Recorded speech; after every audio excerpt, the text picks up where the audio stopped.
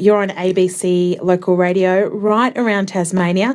I'm Melanie Tait. And now throughout this week, we are going to be putting the spotlight on carers of all different types because it's Carers Week. And I mean, you don't have to be a genius to know that carers in this country do amazing work. And Helen Callanan is an end-of-life doula and educator, a palliative carer, and she joins us now to talk a bit about what that actually means. Helen, thank you so much for your time tonight.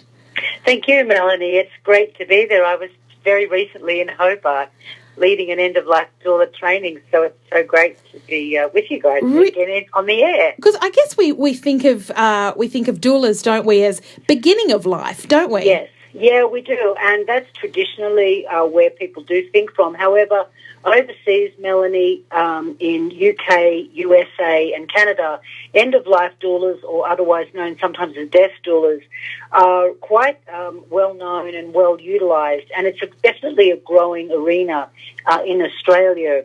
And, you know, we work alongside palliative carers, we work alongside families, we provide care and support, education and resources for people at end of life, for their families, for people who actually, sometimes it's people are planning their end of life and they want to know, you know, what their options are, and helping people be more prepared and supporting carers and families who are the ones at the coalface.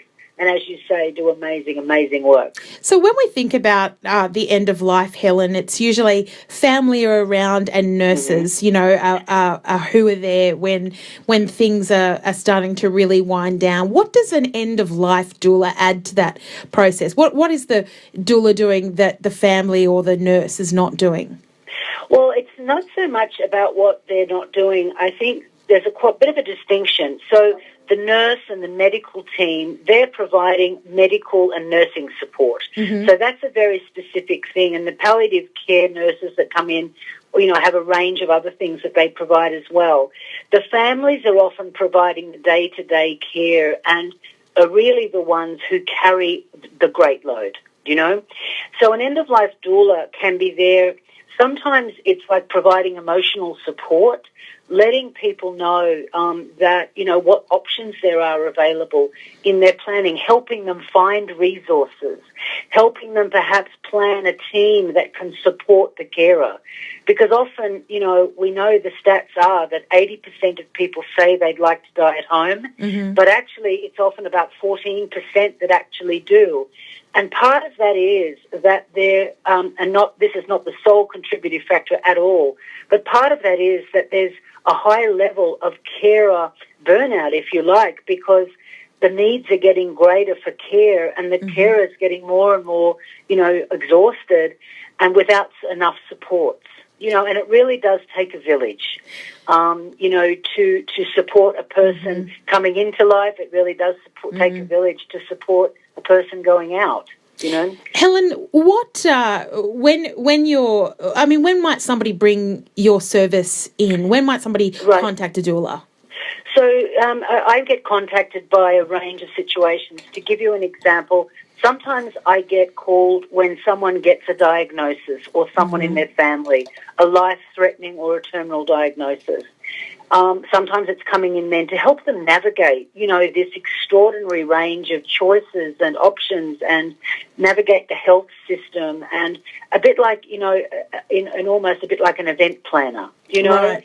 And then another time I get called in is sometimes when the person is at the final stage, what they call the active dying stage, and often anywhere in between that. You know, sometimes it's the person who has the diagnosis who contacts me, who wants to know their options and plan their end of life and provide support to their family, or it's the family who contact me who wants support. Sometimes I don't even meet the person who has the diagnosis or who's dying. Sometimes I'm working directly with the family, supporting them.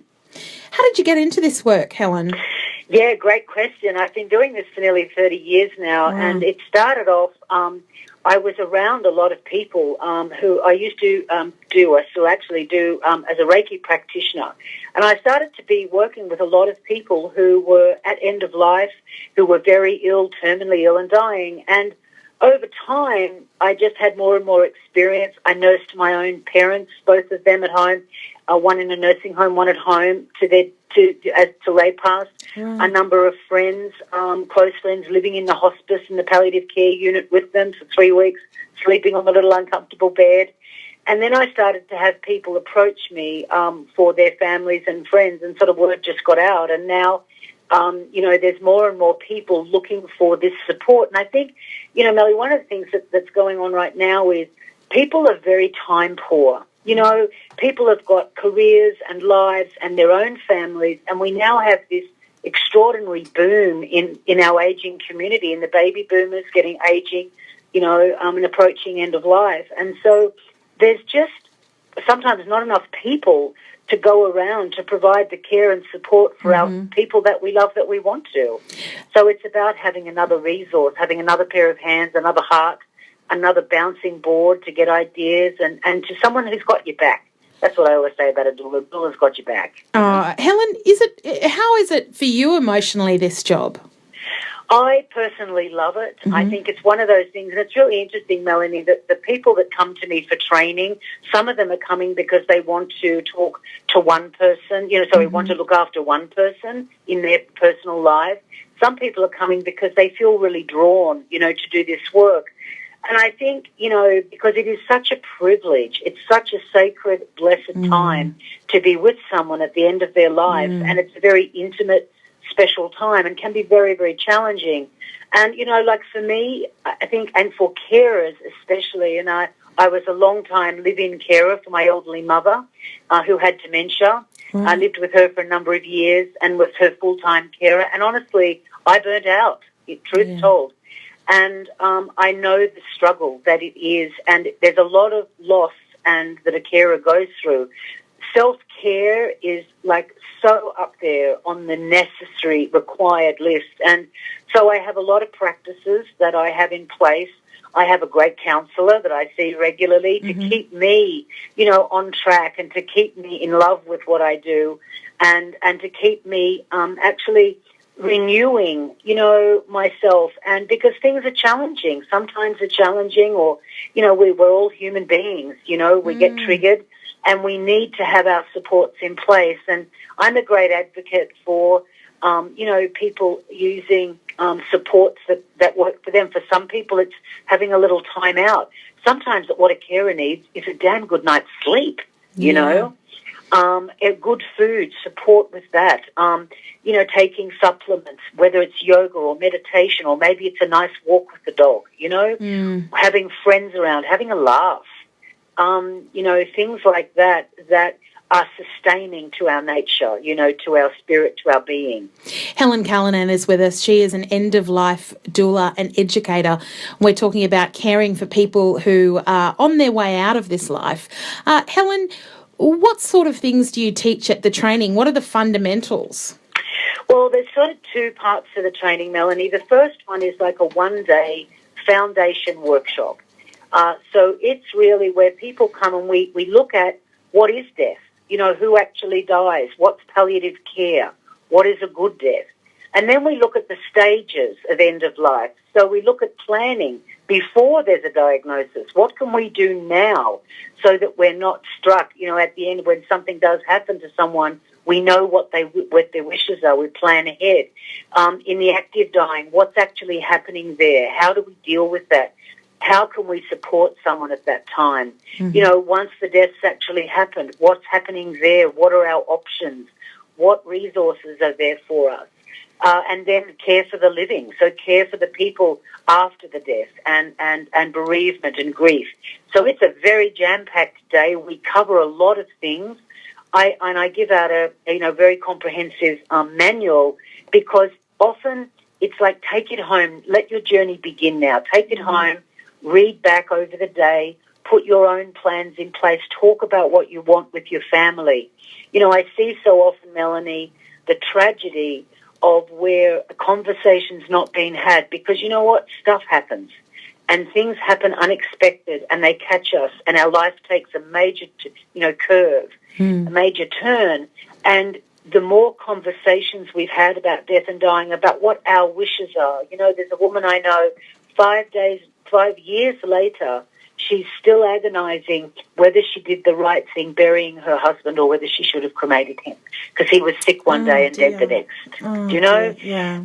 Why? Because, and he was in his 40s. Why? Because they never had that conversation. Mm. So I really encourage, people that I work with, make your plans, have your conversations. It's tough, it is a confronting issue, but here's the truth of it. It's the one thing, the only thing in life that you can guarantee is going to come your way. That's for sure, isn't it? Right? Yeah. People say it's death and taxes. I go, you know what? You can get out of taxes, yeah. People do it all the time. Yeah, that's one thing we've all got in common, isn't it? It really is, and it's the only thing. And yet, we plan our weddings, we plan our births, we plan our retirements, our vacations. We just don't plan our end of life. It's nuts. Mm. When somebody does die, do you continue to support the family after that? If that's what the family want. Basically what happens generally when I meet the family, we'll talk about what their needs are, and we work together on creating what is most efficient and effective for your family. So with some families, absolutely, I'm involved afterwards, helping them then, in that bereavement period, because often when someone's died, you've been more and more absorbed, more and more busy, more and more, involved as a carer, and it's got harder and harder and tighter and tighter and more, and then it's over, and it's like a sudden ending. Then you've got the aftermath of planning the funeral or celebration or whatever, it is that you choose to have. And then everyone goes home. And that's often the very hardest time for a person, because they're on their own with their grief. They're finally, it's like, who am I now? Who am I now? My life's been, I've been fully identified as a carer. And this happened to me, when my mum had to go into a nursing home because I could no longer provide the level of care she needed. I just wasn't capable of it emotionally, but as well as that physically. And in fact, I felt like Mum would get better care in a nursing home, and I'm clear that she did. It wasn't her choice. She wouldn't have wanted that, I know. However, I could no longer do it.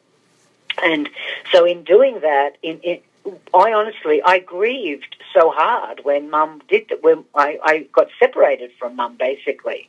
I knew every hair on her head, It's a very difficult transition, especially when you've been so absorbed and consumed, in this incredible role.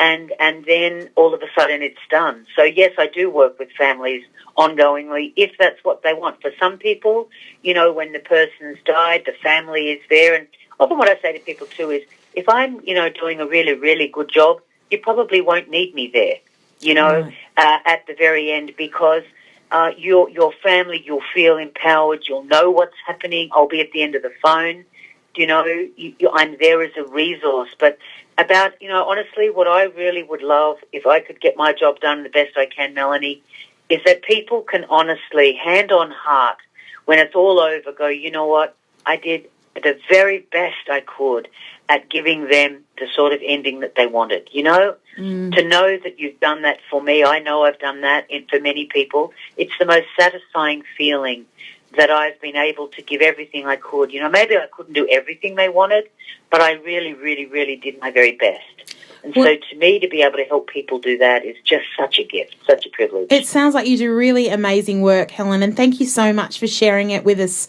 tonight. We really appreciate it. Oh, thank you, Melanie. It's my favourite thing. I love to talk about it. I'm very grateful to be able to share with you and your fabulous listeners. Thank you so much. That's terrific. Take care. Thanks, Helen.